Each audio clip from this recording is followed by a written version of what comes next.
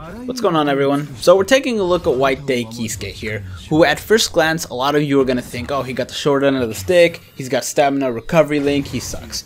Well, while he does have the short end of the stick with the stamina recovery link, it does suck that he has that. I wish he didn't, especially because he's my favorite character. You know, we can't do anything about it. He has the link he has, it is still useful in PvE, but you're not going to see this character in PvP because of that reason.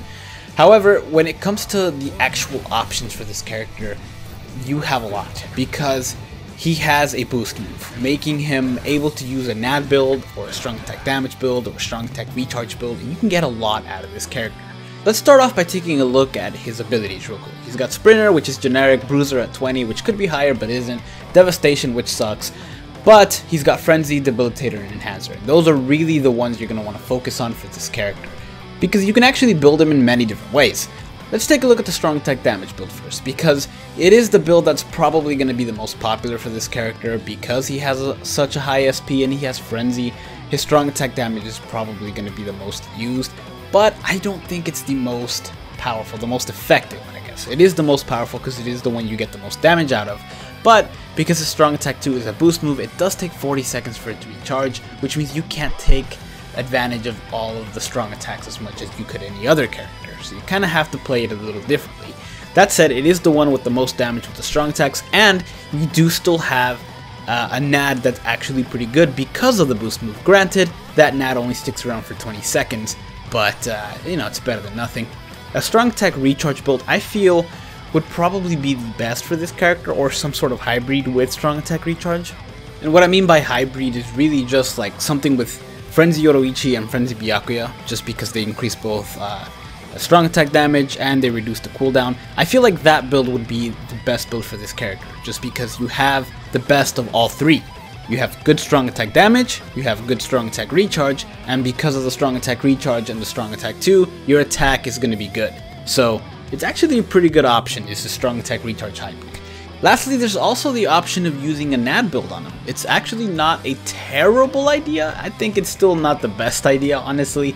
But if you put Chappie on him, if you increase his attack as high as it would go, you would end up with a character that half the time would deal a considerable amount of damage. If you do this, if you decide to go Chappie on him and do NAD links on him, I would recommend using the Renji one, the Frenzy Renji, just because you'll have that extra strong attack recharge cooldown, which will, you know, help out with your boost move, and, you know, will let you use your strong attacks that wouldn't do that much damage because your SP would be at 0, but it would, you know, it would increase the chance of inflicting paralysis. So that's still in play even if you decide to Chappie this character, which is an option.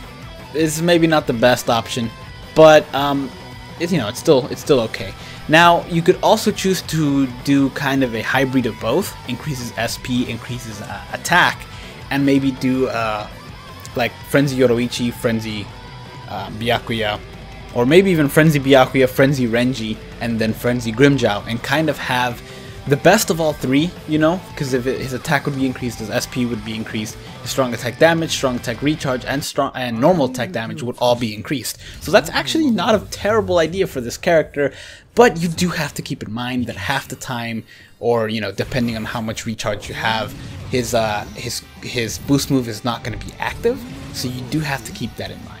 For the overall just best build for this character, in my opinion, would be a strong attack recharge / strong attack damage build, because he does have Frenzy. You don't want to give that up, and while you do have a NAD that can have the potential to deal a lot of damage, you don't want to rely solely on that, though it will come in handy from time to time. So it's actually a really good character to use. Would not use him in PvP though. I would only use him in PvE, and I would kind of play around with his build, see what works best for you as a player. I know some people have different size screens, and sometimes it's a little harder to dodge around.